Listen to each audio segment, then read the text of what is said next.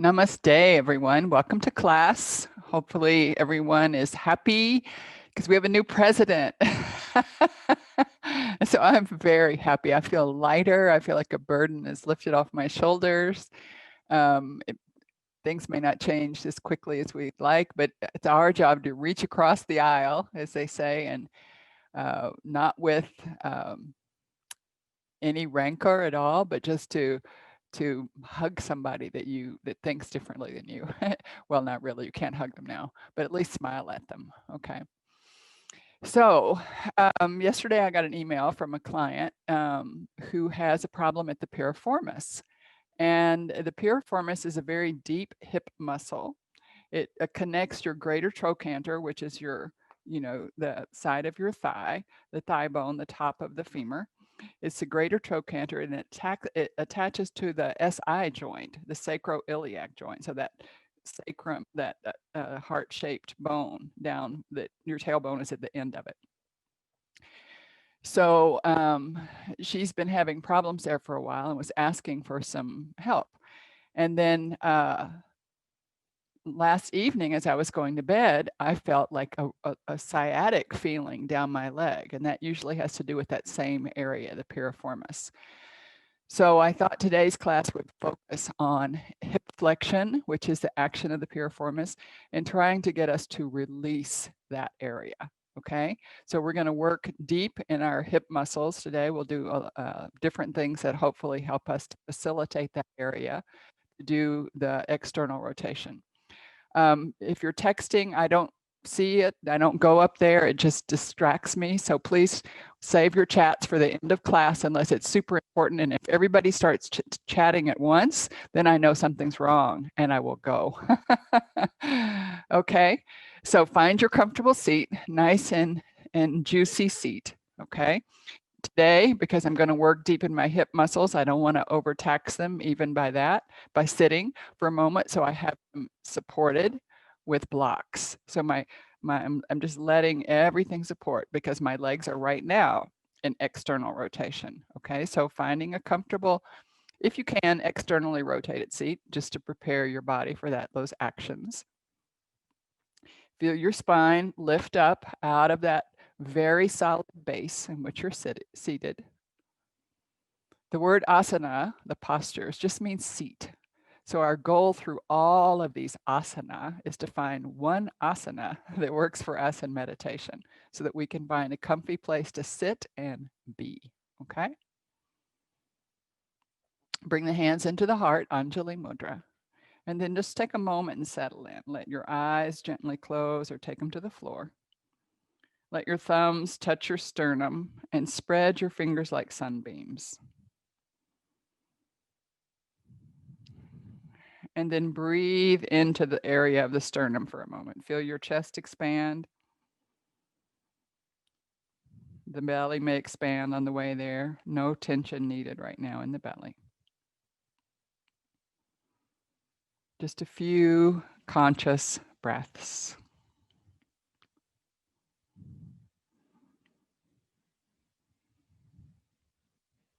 With gratitude, we salute all the great yoga teachers, past and present. With joy, we recognize the excellent wisdom teachings that we've received of yoga, Ayurveda, and with vigor, we dedicate ourselves to self-transforming practice. So ask yourself, self-transformation, what do I need today to help me in my path to self-transformation? Just finding the first thing usually that pops in your mind.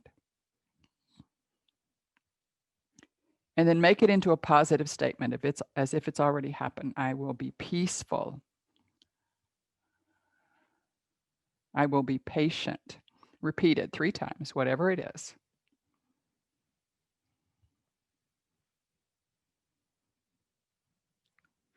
And then if you're in a place where you could join me in one resounding Om, let's do that together. Exhaling the breath out and a nice inhale in to chant.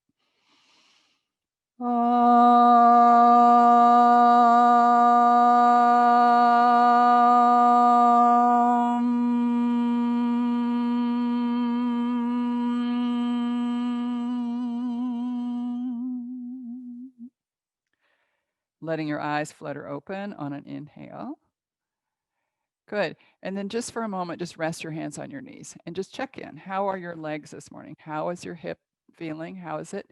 We're going to do some circles because this is really working at that area of the hip joint. We rotate our torso around those femur bones. So just circling back in the other direction, circling. Good. And then coming up into neutral. And then bring your knees in for a moment. No rotation at all. Just bring them in. Right out in front. Toes are out in front. The big toes don't have to touch. Just right out in front. Scoot back a little so you can hopefully see my feet. Okay. Good. And then externally rotate your left leg for a moment. Just externally rotate. Hold the knee. So the foot is on the floor and the hip is on the floor. So it's all in the same plane. Okay. So just be there for a moment in that external rotation. Sit up nice and tall. Good. And not to hold on to your knee so that you've supported that leg. It's in a plane. It's up a little. If it's flat on the floor, that's fine too. And then bring it back into neutral. And then now take the right leg. I'm going to put a block under mine rather than hold it because my shoulder is behaving badly. Good. So just feeling that rotation, just noticing inside your hip what's happening there. Good. And then come back up. Great. And then let's take both soles of the feet together. We're just measuring our rotation. I've put blocks under my knees so that they're not hanging in space. You decide what's the best for you. Mine are under my calves, actually, so that it provides a lot of support there. Okay. Just noticing that rotation. And then reach back and just reach into your sit bone for a second on the right side. And just reach in with the sit bone and press in with your fingers. So just dig into your gluteus and press in. And then over on the left side, reach in with your fingers, grab your sit bone. You're going to find it there. Just press in for a moment. Just pressure. And then release. And notice if that made any softening into this area. Okay. And then coming on up. And then we're going to go into all fours. So move any pillows or blankets out of the way so they don't stop you from going. Okay. Good. We're going to come into all fours and putting your knees right underneath your hips and your wrist right underneath your shoulders. We're going to rotate the left knee, the left leg, just rotating in one direction and then the other. And release it. Right leg, circles. And the other direction. And release it. And now like a butterfly wing, we're going to butterfly out to the side, hold. Press into the floor. And release it. Butterfly to the other side.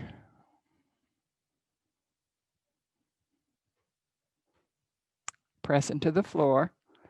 Release. Again. Release. Right side. Release. This time on the left side when we go, left side. Really press into your hand so that you can straighten the left leg. You may need to change the orientation of your hands a little, just straightening your left leg. And release.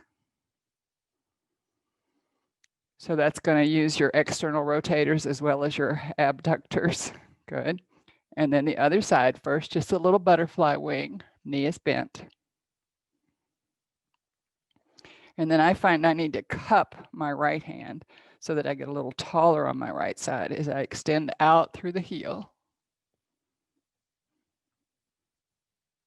Breathe. And release. Good. And then let's make little circles with our bottom. Now these circles need to be not any bigger than a salad plate. So small circles with your bottom, don't go big. And then in the other direction. Really small circles with the bottom.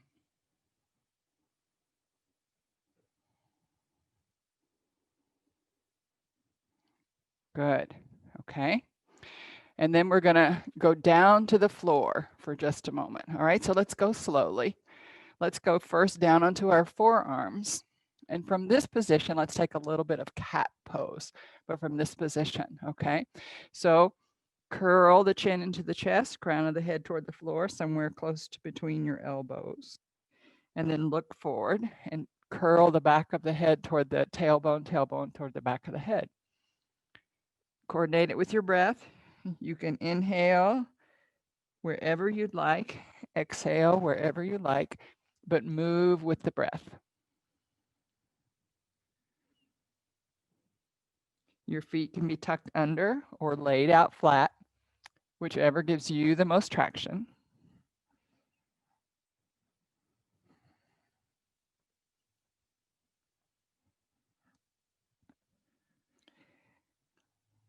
Good. And then come into neutral, coming into neutral, and then come down onto the floor. So let's be for a moment in Sphinx pose. So in Sphinx pose, our shoulders are right over our elbows, and our hands and arms, forearms are like train tracks. So they're right in front of your shoulder. They're not close to one another. They're not far from one another. They're straight ahead. The wrists are lined up with your elbow creases.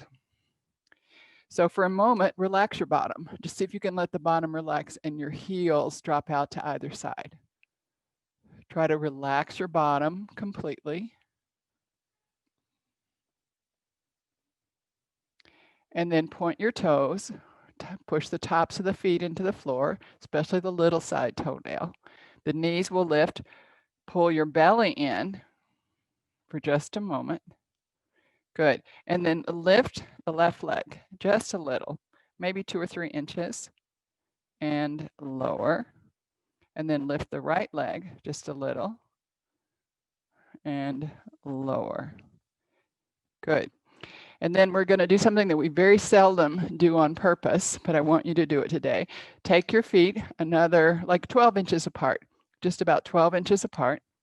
Pull in your belly, and then take your heels in toward one another just a little bit, giving a little bit of external rotation to the legs. Just that little tiny bit. And then release that rotation and bring your heels back in line with your feet. So that's a very subtle movement, okay? Belly's pulled in. Roll the heels toward each other, getting a little bit of external rotation. We're firmly on our forearms, so we're not putting any weight back there. And then heels toward the ceiling. Relax. Take the heels toward one another. And relax, really relax. Try to just let go. Hard to do, huh? And then one last time, heels toward one another, hold it. Just gazing forward, holding it, breathing.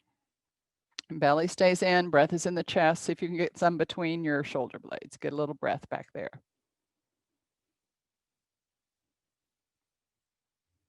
Good, and then let the heels come back to the ceiling. Bring the feet back closer together.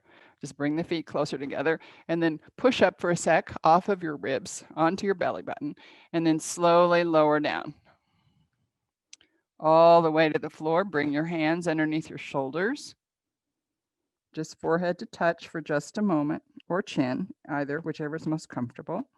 And then slowly come up into this little baby cobra. It's so small, you can lift your hands, but you're sure that your bottom is well placed. Your feet are firmly on the floor with the toes pointed. The heels are toward the ceiling. There's no rotation.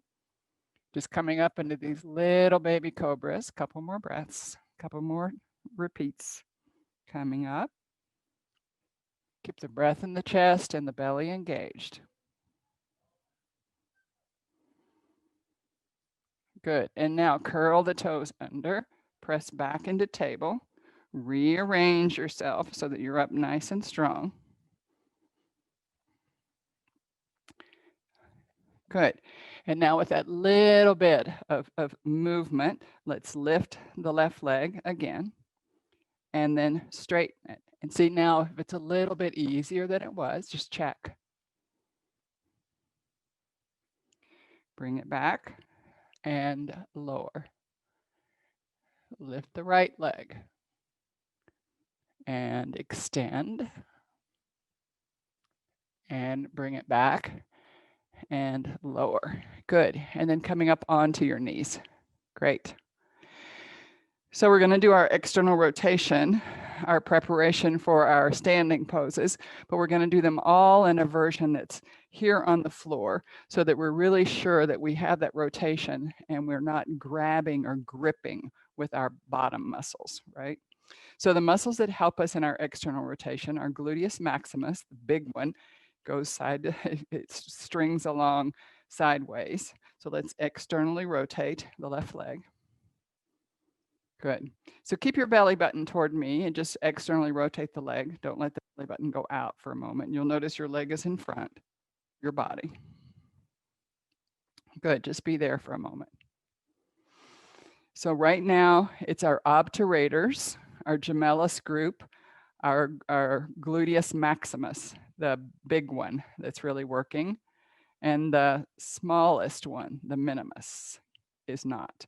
So the minimus helps to internally rotate.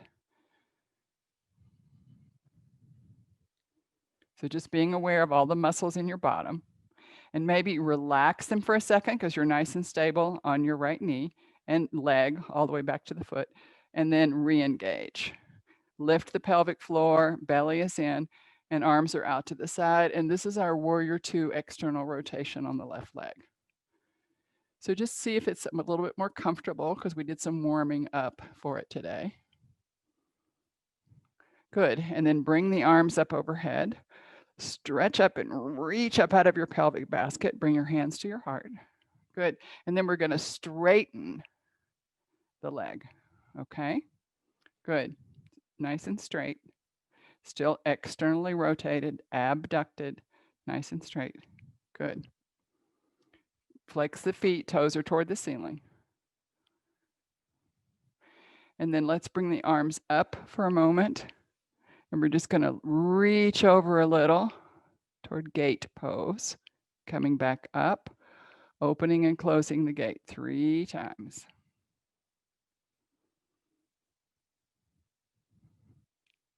Parigrasana. Hands to the heart. And then let's bring that leg back up and release it. And just notice how it feels all the way in the hip, all the way in everything that's happening on your left hip. Gluteus to the side muscles. Okay, right leg externally rotated, belly button front and center. Leg is in front. And then arms out to the side. Good, pull in your belly, pull in your pelvic floor. Just noticing the muscles that are engaged. Breathing. We're really working on the legs. If your arms are tired, just release them.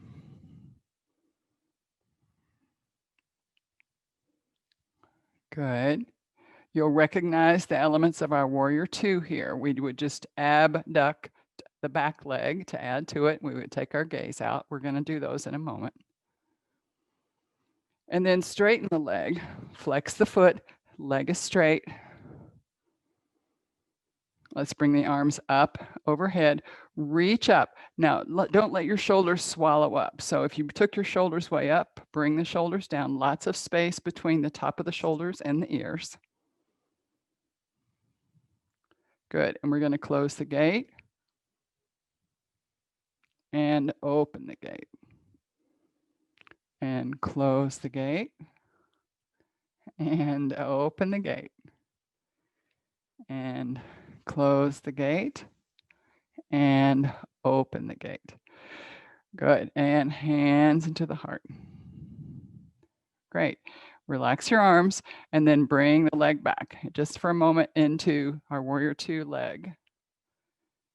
And then release, good.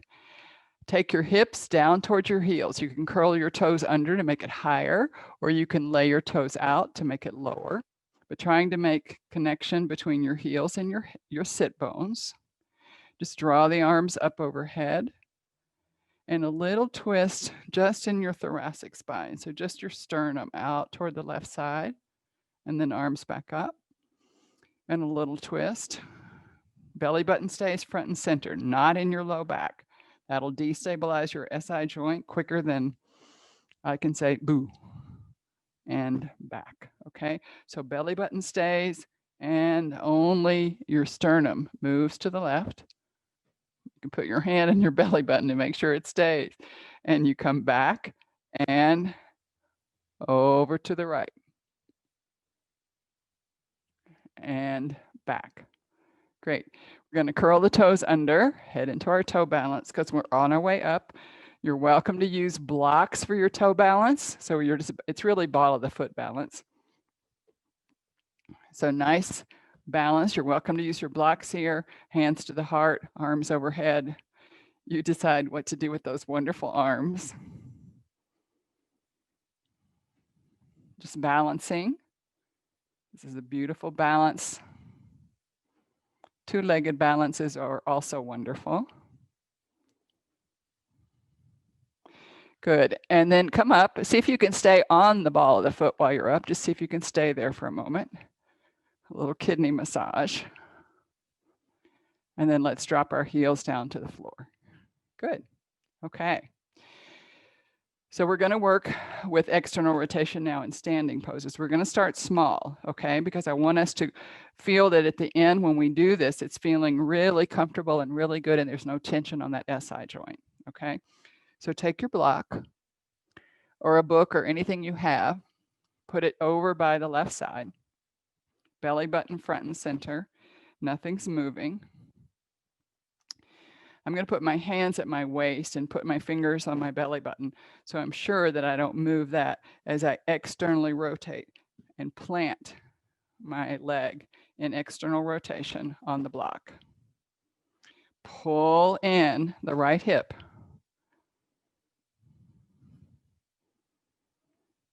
So up on the top of the ball of the foot. Good. Arms up overhead. Just feeling that rotation deep in the hip.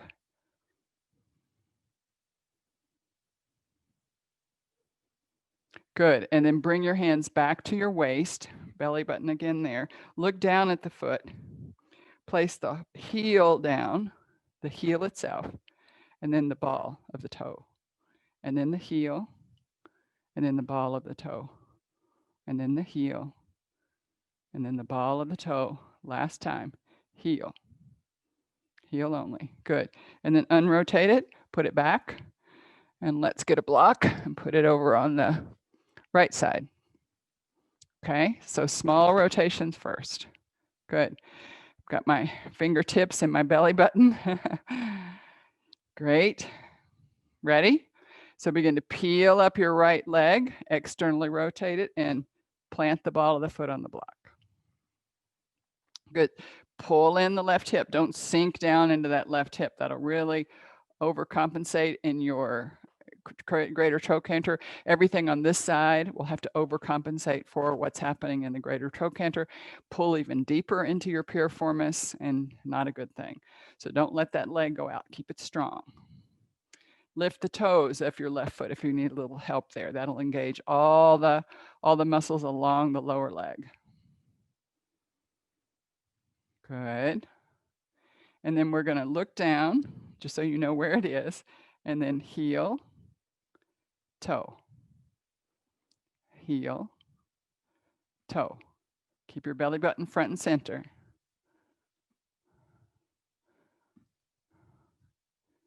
One more set. Good. And then bring that leg back and find your Tadasana.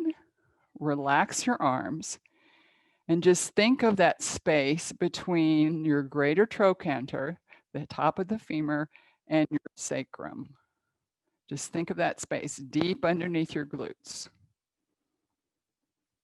And then think of the top glute and how it rotates the hip. Just imagining it. Send a little love into that area. And then on your next inhale, let your eyes flutter open. And we're going to take it now and see what we've got on either side. Okay, so let's head into our abduction. Wiggle your hips that tiny bit. And let's see if all this working up to it made a great difference in how we feel about our external rotation today, okay? Belly button front and center. And I want us to notice that now that we're up and our legs are abducted, we are gonna feel different and our belly button is gonna move with our whole torso, which starts at the pubic bone and continues to the tailbone and to the side of the pelvic basket. The whole pelvic basket is going to move as we pick up the left heel and externally rotate the left leg. Good. And my belly button moved gently out to the left, but my spine stays erect. So try that. Bend the knee. If you want to go further, just scoot your foot further. Make sure you can see your big toenail on the inside and extend, flex at the knee. Extend, flex, extend. See if you need to kick your back heel out a little more. Check that out. Just kick the back heel out. Flex, extend, flex. Good. So visiting your warrior one and just seeing if today it feels a little bit more comfortable deep in the hip area. Just checking in. Release your back arm, flip the palm on your front arm, and reach in to Joan of Arc for just a moment. And while you're in Joan of Arc, straighten, extend the left leg. Good. Come back through our center, and we're continuing over, just curving into our very modified triangle. So don't lose your bottom side. Don't collapse on in. Keep your hips strong. You don't need the arms to lean into. And then let's exhale back up. Nice and neutral. Release your arms completely. Bend your left knee and unrotate. And just notice how that left hip feels today. And then let's pick up the right heel, externally rotate the right leg, maybe kick our left heel out a little bit more. If you need to go a little further, do that. Make sure you cannot see your heel and you can only see your big toe on the inside of your right leg. Body's upright. I'm not leaning forward yet. I will lean forward intentionally later, but now I'm upright. Okay, let's add the arms for our warrior two. Add the gaze for just a moment. Pelvic floor is lifted, belly is lifted.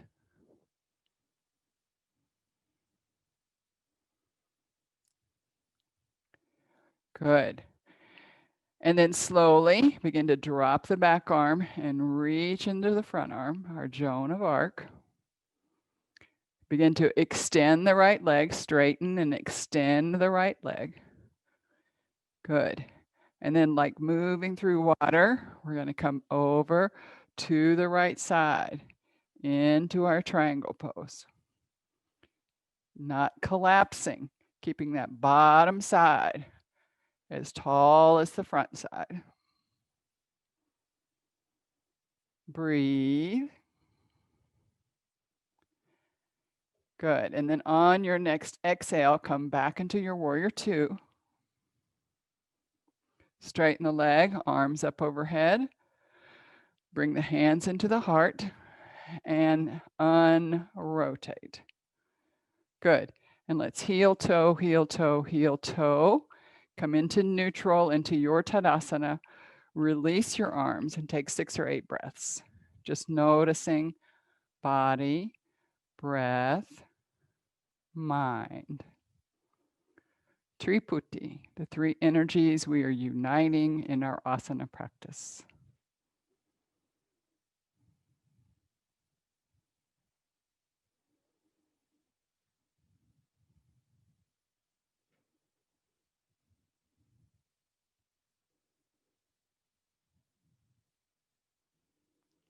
And on your next inhale, letting your eyes flutter open. Good. And we're going to come down into another squat, but this one's going to be with a lot of external rotation, and you're going to see if it's more comfortable after all we've done today. So my feet and my knees are headed out to the side. My knees and my second and third toe are in the exact same direction as I drop my hips in. You can have a block if you'd like, as long as the block fits. Put it right and sit on it, or you can hang space, whichever feels best to your low back, to your whole body. Your hands can be an anjali. They can also be on the floor for a moment.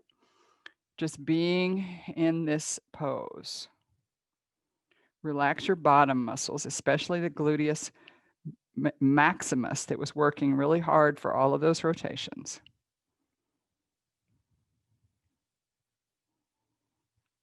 Your low back muscles are relaxed.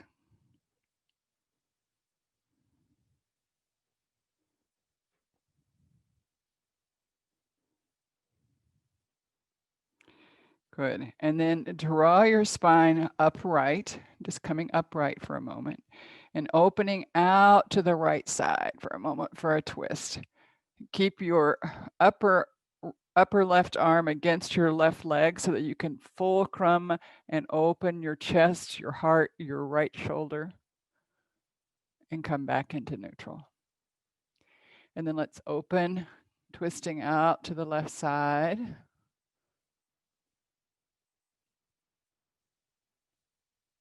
And come back into neutral. Good. And then helping yourself, making your way to the floor. If you've got your blocks, just keep them handy in case you need them. Bring your big toe knuckles to touch. Heels are separated. Heels are not touching. Big toe knuckles are touching. Otherwise, you're torquing your ankles. Good. And then let's go back to Vajrasana. So soles of the feet together, pressing into the balls of the feet.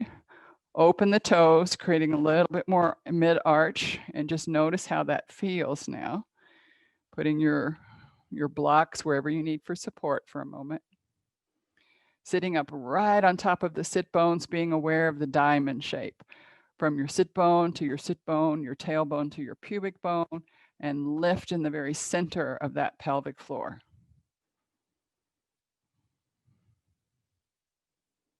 Good, nice and stable.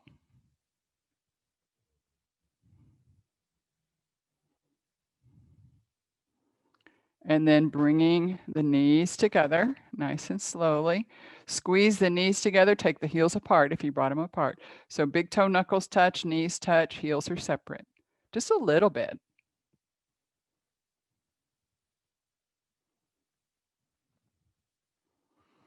Good. And then we're going to do one more thing, okay? And I'm going to show you before you go down because I don't want you craning your neck and looking up at the screen and whatever. So just watch for a second. We're going to do one more small thing on the floor before we think about an inversion. So you're not inverting if you're on the first few days of your menstrual cycle, if you have glaucoma, eye pressure problems, uncontrolled blood pressure, you're just going to maybe same pose for a little bit longer. So before our inversion, watch for just a second so you don't have to do anything. It's our upside down version of pigeon pose, truly, and we often call it figure 4. It also works right on those hip rotators. So all I'm going to do is bend a knee, ankle right above the knee. Try to open the leg to get the ankle and the knee in the same plane. And then when I begin to draw in the opposite leg, I want to keep the knee and the ankle in the same plane. If I start to get them come out, back down until I have the ankle and the knee in the same plane. So I'm only coming in as far as that stays. Don't pull it in any further, okay? So we're going to do one side and then the other. All right, so lie down and then I'll guide us through.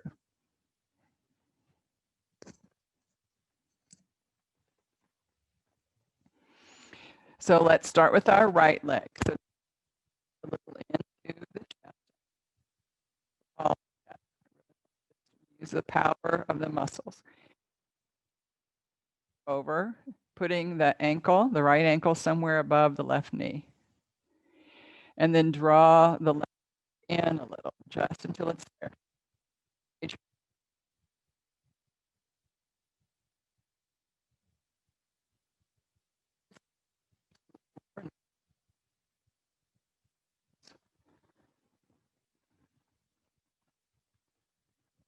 But this works deep in the piriformis, deep in the hip flexors. It also will work on your abductors, your TFL.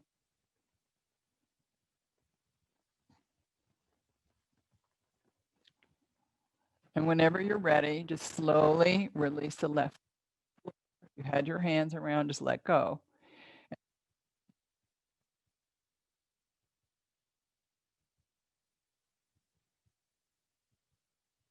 The foot on the floor. Good. And leg in towards your chest. Cross the leg.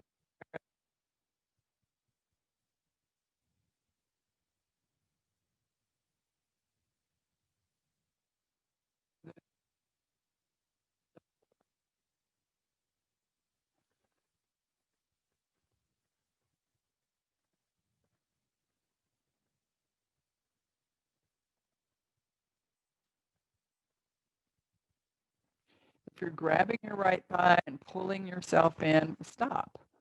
Just chill. Okay, we're toward the end of practice, and just let it be a relaxed way of approaching this pose.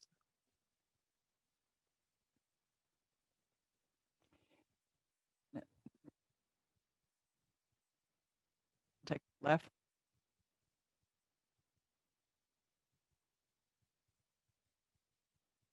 press knee and put the foot on the floor.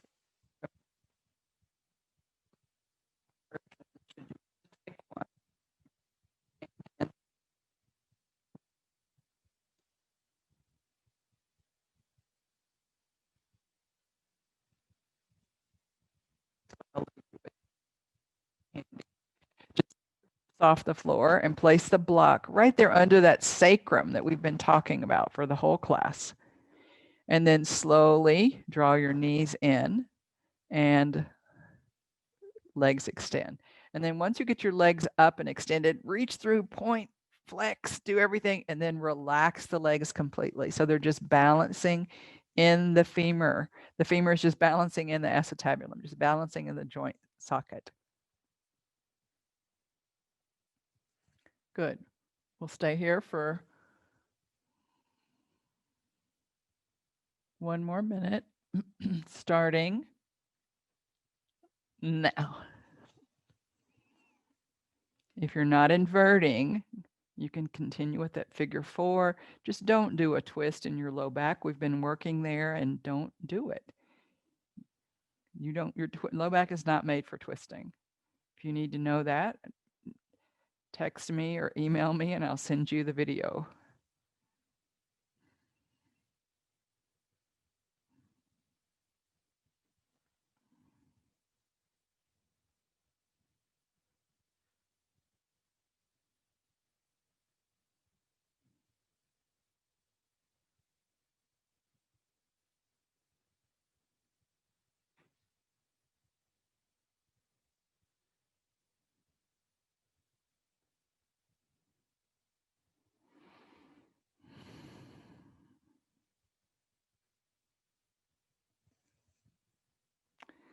And now slowly begin to lower your knees, bend the knees and lower them a little bit towards your chest.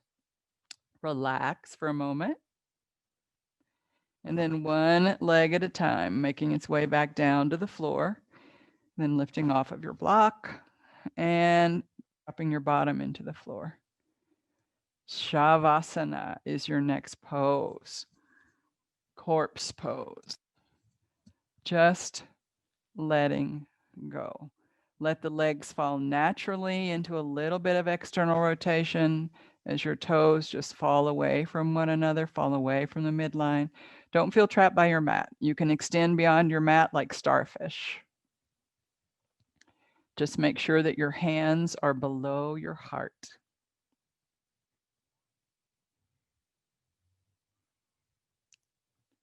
Finding tranquility peace, silence.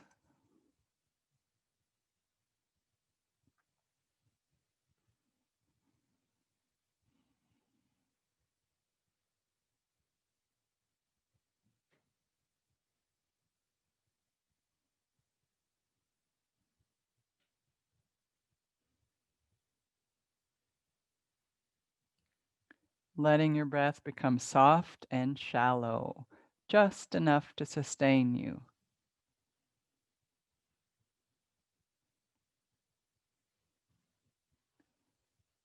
Deeply relax, muscle to bone.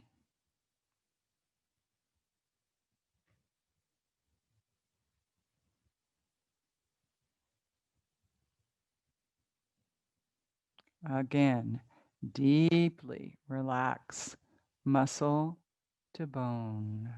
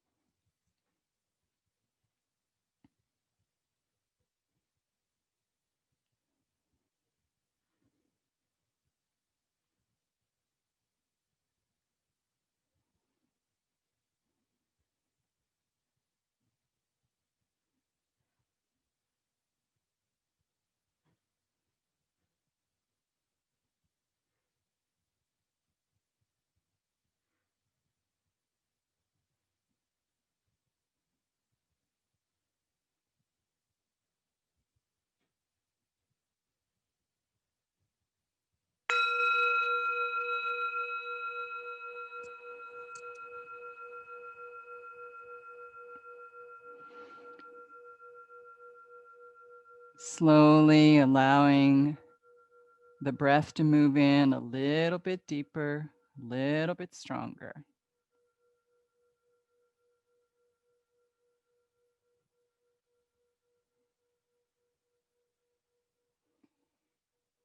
Beginning to move the body, the fingers, the toes, the shoulders, the hips, just a little wiggle all along the ground, just a little wiggle for a moment.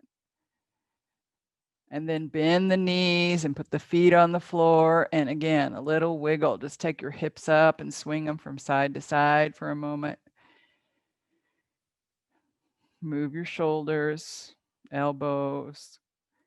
And then swing your hips over and away from the computer and drop your knees over to the opposite side toward the computer. Just curl up, all curled up into embryo pose, safe, secure.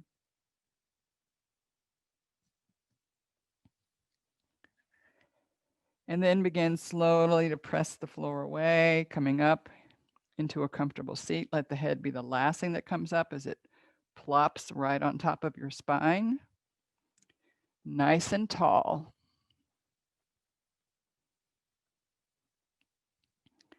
Notice how your legs are feeling. If they feel jelly-like, be sure you support them.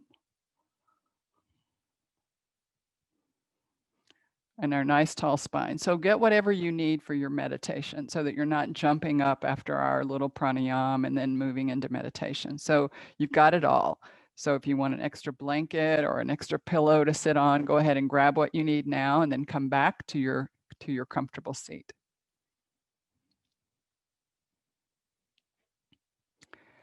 Our spine is erect. Be aware of that diamond on the floor. Lift the pelvic floor for a moment. Lift the spine for a moment.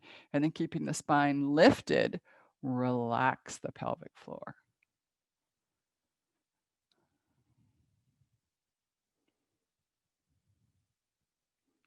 Good. Just being still for a moment. Just see if you can find stillness. Asana was for movement, and now we're looking for that stable asana. And once you're stable, notice where your breath is. Don't change it. Just notice, is it in your belly? Is it in your chest? Just noticing.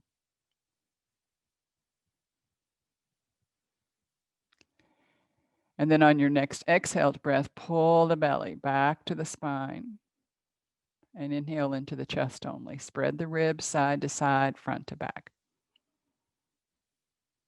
Slow, deep, gentle inhale. And then keep the belly taut and exhale. Draw the lungs and the chest, everything back. It's called recoiling. Just let everything come back. The diaphragm relaxes at the very bottom. Good. And then inhale again into the chest. Keep the belly stable. So the ribs begin to spread side to side like a bucket handle breathing, it's often called. Don't go too high. Try to keep it below the clavicle. Spread it. And then slowly exhale, and the bucket handle just relaxes, and the lungs recoil, the diaphragm relaxes. Good. Just a couple more chest breaths.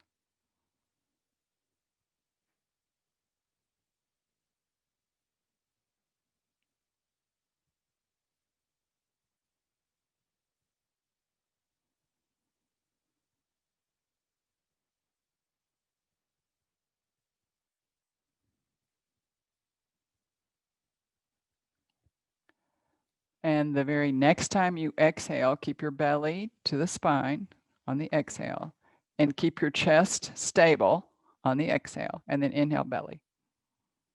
Belly expands and exhale belly. Inhale belly.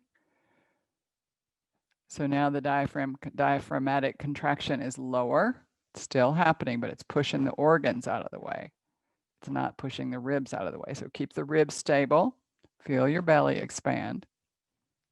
Then I want you to try something just a little bit different and realize that your belly goes way beyond just the front. And see if you can take it just a little bit all the way over to your as is bone so that the whole belly. And exhale. Inhale belly. And exhale. So as if the inner tube of your belly, we're just expanding with the inhale. And it's relaxing. The diaphragm is relaxing with your exhale. 2 more.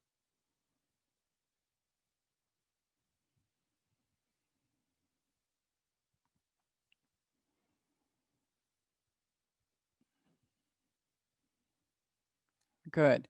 And then just rest the backs of your hands on your legs and breathe normally for a moment. Just close your eyes and notice your breath. This uncontrolled breath is what we call our meditative breath. So we have belly breath, chest breath, meditative breath, and yogic breath. And the yogic breath combines the belly and the chest. It's not our meditative breath. We don't meditate with any of these controlled breaths. We just let the meditation notice the breath, not control it. So as we meditate ever on the breath, which we will do today, we're not controlling it. We're just naming what happens.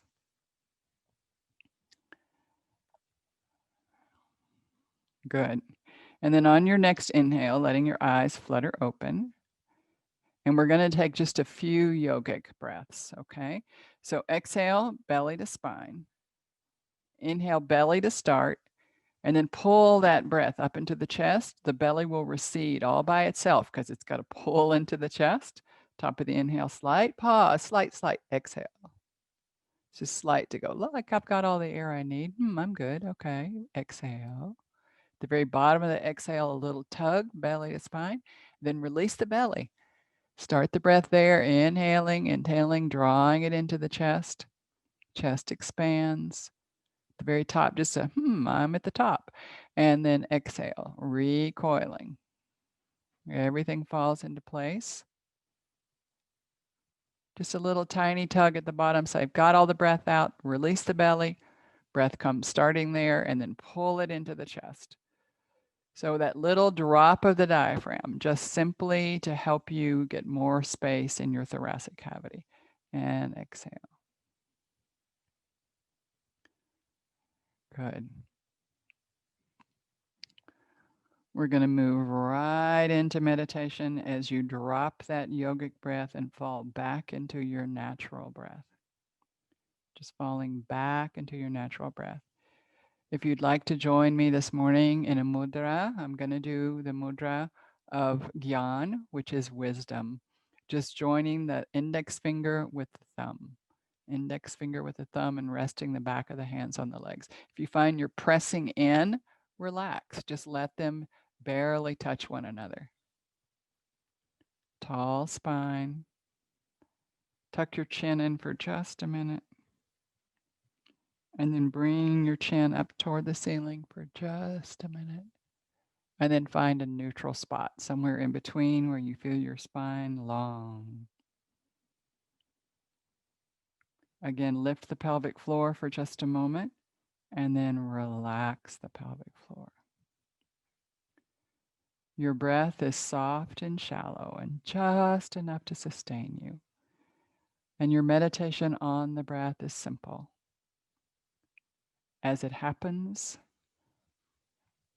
you're describing. I'm inhaling. I'm exhaling. I'm inhaling. I am exhaling.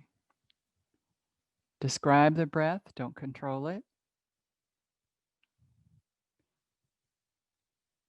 I'll ring the bowl once to start and once to end, and hopefully not so loudly.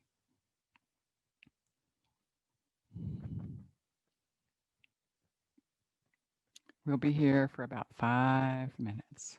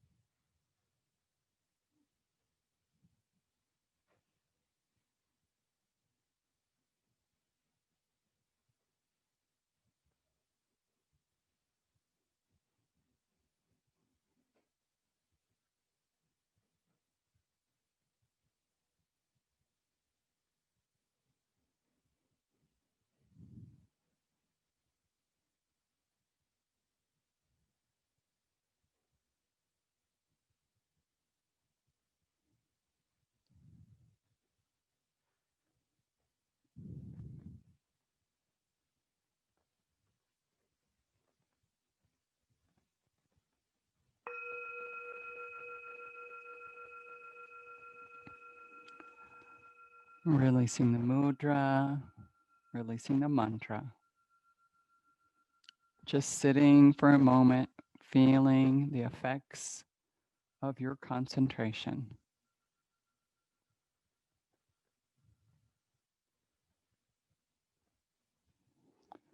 Remembering your sankalpa, your sacred vow, your intention for the practice this morning. Just remembering it, bringing it into your mind.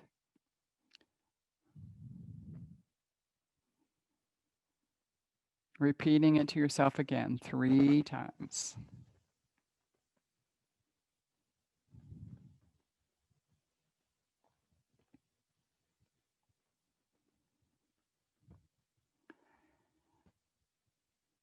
Any merit that we may have earned this morning in our very diligent practice of yoga, we lift it up to the welfare of all sentient beings.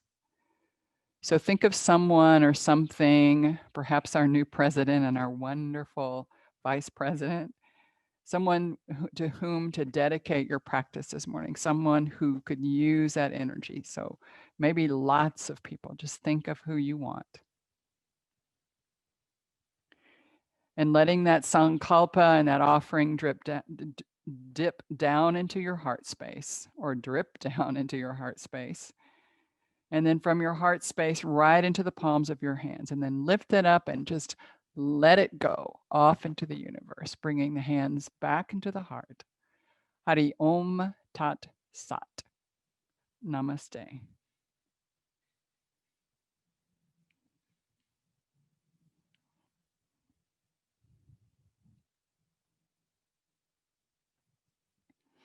I'm coming to you. I'm just going to relax my legs before I can get there.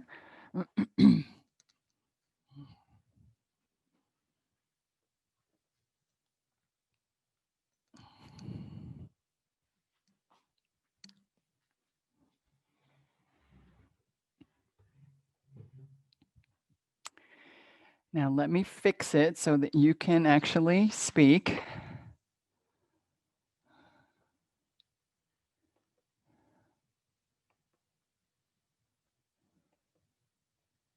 Yay, now you can talk. Thank you so much. Thank you. That was wonderful. Everything was perfect about it. The balance and a little bit of challenge and the relaxation, and I really appreciate not rushing and peaceful atmosphere and your beautiful energy. Thank you so much. You are so welcome, Jolanta. You are so welcome. Thank you. Okay, now I've got you. My email is Kamlesh, Kamalesh, Kamlesh at mountmadonna.org. Sandra, if I forget, you send it to me. Just because I'm so terrible about checking the chats once I've put these things into the cloud. Thank you, Donna, my sweet Donna. Kamlesh at mountmadonna.org. Yeah. So how do your hips feel about that concentration really on the piriformis? Did people find that made it like, sometimes you get to that warriors and you're like, oh my God, these are so challenging today. And did that make them less challenging? Did you really notice it? Definitely. Good, good, good. It's funny also how one side is different than the other.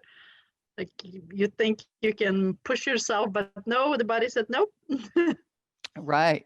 And that's so good that you listened too, because often we will try to push. Often we'll go right past that, right? And just really, really push into it. Yeah. So, and you know, the piriformis isn't a very big muscle. I mean, physically it's not very big, but it is so powerful. And, you know, people that have sciatica, that's usually the cause of the sciatic problem. Sometimes their sciatic nerve goes through the piriformis. Sometimes their sciatic nerve goes underneath. Sometimes it goes on top. It's not particular about how it likes to grow. I never knew that. That's amazing. Thank you for sharing that. You're welcome. You're welcome. So, you know, like if you're having little twinges of, you know, down the back of your leg, because we can have that, you know, we can have little twinges of like electricity down the back of our leg. And just think, okay, that's the piriformis. I'm going to work in that external rotation very slowly today. You know, like when we were at the side and then you did those other exercises of like lifting. The most powerful one is, to me, just to me, is when you were laying down and you separated your legs and you let them, you don't have any weight there, but you let the heels drop in to get that external rotation and then brought the heels back. Because that's a very somatic movement, right? Because you're just retraining that muscle to not grip. And so then you brought it back to neutral and then you drop the heels in. So it's getting external rotation. It's getting it in the gluteus maximus. It's getting it in the piriformis and the obturators and the whole gemellus group, but it's not having any weight. So it's not under pressure to do it. It's just learning the movement correctly, right? And so that little tiny one, to me, out of all the ones that we did, was the one that really helped our hips not grip or grab later when we were in our standing version of the poses. Does that make sense? Sure. Yeah, yeah. Yeah, okay, Jolanta, yeah, just ask me for the video. Hi, Jana. Hi, sweetie. Hi, thank you for the practice. You're welcome. I'm wondering, what is your definition of a somatic movement? I've heard you say that.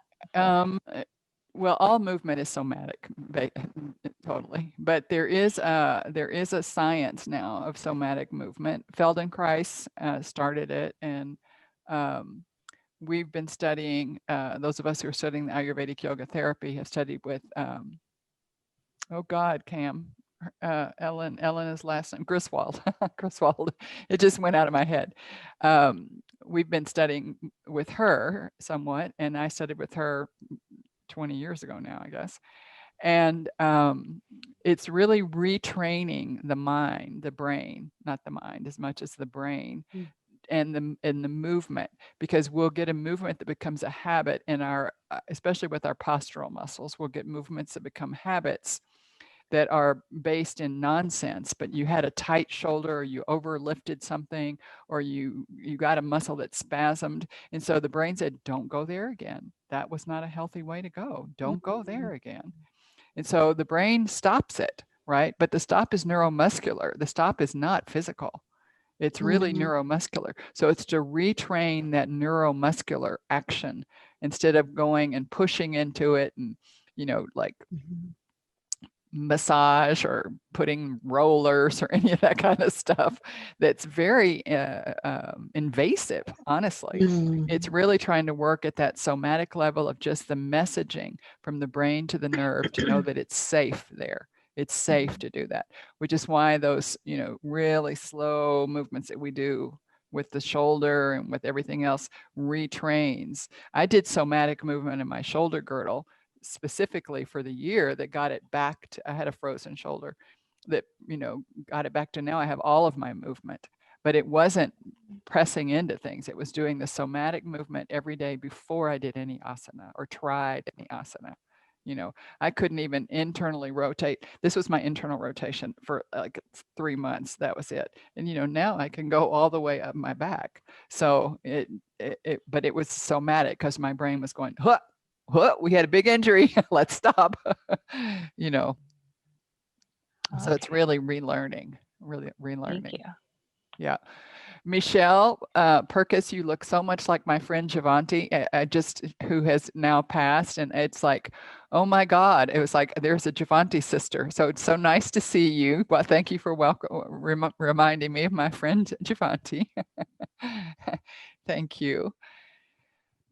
Any questions about anything? How was your meditation? Just paying attention to the breath, just naming it and really trying to understand that we don't control it. We just let it go. It was wonderful. Good. Good. Thank you. Yeah.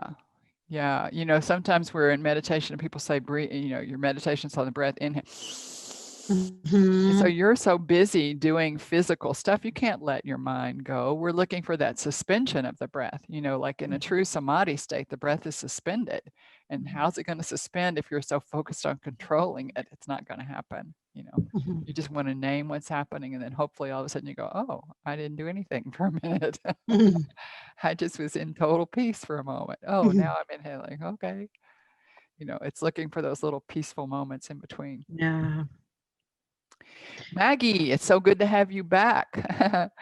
I'm saying Amy, lovely to have you. Surya Prakash, always. Tina, always. Sandra, nice to have you. Cam and Alfredo, I already talked to this morning. And Jean, of course, Manipat, nice to have you back too. Yeah. Varnita, yeah. So the yogic breath is active. It's quite active. It's belly and then chest. And the meditative breath is not controlled at all. It is just whatever it is. It's the slight little subtle breath using your parasympathetic nervous system that just breathes you. So you are breathing the universe. You are in control of that breath when you're doing a yogic breath. And when you're doing your meditative breath, the universe is breathing you and you are not in control. Yeah. And belly breathing is just one part of the yogic breath. It's not the whole thing. So you can belly breathe or chest breathe or yogic breathe or meditative breathe. And we have 4 distinct breaths. Yeah. Yeah. Why do they say 3 parts breath often? They'll often say that. Is it incorrect? No, not really. Because the inhale, if you do a yogic breath, it kind of starts in the belly and then in the chest. But the exhale is really just one part because it doesn't go anywhere except just deflating the lungs. You know, so it's like a 2-part inhale, belly, and the belly, you don't do anything except just relax the muscles so that the diaphragm drops down and then you pull that breath up into the chest. So it's kind of a 2-part inhale and 1 smooth exhale, right? So that's, I see. Yeah. Okay. Wow. It's funny how teachers don't talk about it. Absolutely. And that's why we have this 15 minutes after class to get rid of those doubts and things you've really wanted to ask people for 10, 20 years now, and you've never asked. This is a safe space to ask anything. Yeah. Thank you. Really. Thank you so much. You're so welcome. Gabi, nice to have you. Welcome. Yeah. Yeah, I think that we spend a lot of time, we spend so much time being breathed, right? We're not aware of that we're doing our breath. Prana, yama, yam means control or restraint. And prana is our breath, all of the energy around us. So when we're doing pranayama, we're trying to control the breath. And when we're really trying not to control the breath. We're not even thinking about it. And the breath is just the universe is breathing us. Kind of like a pod in the Matrix. We're getting into the Matrix lately, getting ready for the 4. The Matrix 4 is going to come out soon. And yes, so exciting. So if you haven't watched 1 and 3, I just recommend skip 2 altogether because it's just a bunch of fighting. But it's definitely a yogic movie for anybody that wants to watch it. Yes. And Babaji's first 2 sutra books are the red book and the blue book. And so we'll often say, do you want the red pill or the blue pill to get started? Book 1, which is the samadhi pod, or book 2, which is sadhana pod, practice, right? Because Patanjali just jumps right in with samadhi, like the whole thing. As usual in the Indian way of learning, it's going to circle back every time until you finally, it dawns on you what you're doing, right? But it starts with the most challenging concepts, and then it goes back again and back again and back again. So do you want to start with plain samadhi, or would you like to start with practice? Which one is more to your liking? The jnanis always want to start with samadhi, right? Because they're the thinkers, but they realize the thinkers should really start with sadhana. They should start with, the practice, and vice versa. For those of us who love the practice, we need to kind of start with, well, why are we practicing anyway? So it's quite funny, quite strange. Well, it is wonderful to have you in class. And I look forward to, let me tell you, at Mount Madonna, today is Gita class right after this at 9:15 at Pacific time. If anybody wants to go to the Bhagavad Gita class with Premda, Sharda, sometimes SN, it's a beautiful class on the Bhagavad Gita. And I'm going to be doing a workshop in March, and it's a workshop on the 5 elements. It's a 2-hour class on Wednesdays, and it'll be theory and practice and everything. And it's going to be all 5 elements. We have 5 Wednesdays in the month of March, and it'll be 1 element per Wednesday. There is a charge to it. What time? It's from 8 to 10 Pacific time. So here in Guatemala, it's going to be from 10 to 12. Yeah. Donna, it's on the website. It's on our website. And what I don't know is if also it's on, there's the Even Bright. That's how it's explore the Panchamahabhuta's 5 great elements. And you can, there is a charge, and half goes to me, half goes to Mount Madonna Institute, and we can both use it. Just being honest. Of course. So, but Will I'm that be keeping up on- with my Tuesday, Thursday. What, Mag? Oh, will that be on the Mount Madonna website too? Yes, yes, Jean. Okay. Yeah, yeah. Great. I think go to Perfect. yoga, and it's under webinars or something like that. There's Okay. going to be some exciting yoga webinars that we're trying to do, and they're all very reasonably priced, and there's still a lot of free stuff. You know, we still have my Tuesday, Thursday class, and we have the Bhagavad Saturday. Gita and the Sutra class, and we have a Saturday morning free class. And so, yeah, go to the mountmadonna.org or mountmadonnainstitute.org. Both of them will get you there, and check out the free offerings. Yeah. Malish, can I ask you a silly technical question? If I want to come back to these classes Tuesday and Thursday, do I need to sign up every single week through Eventbrite? Okay. No.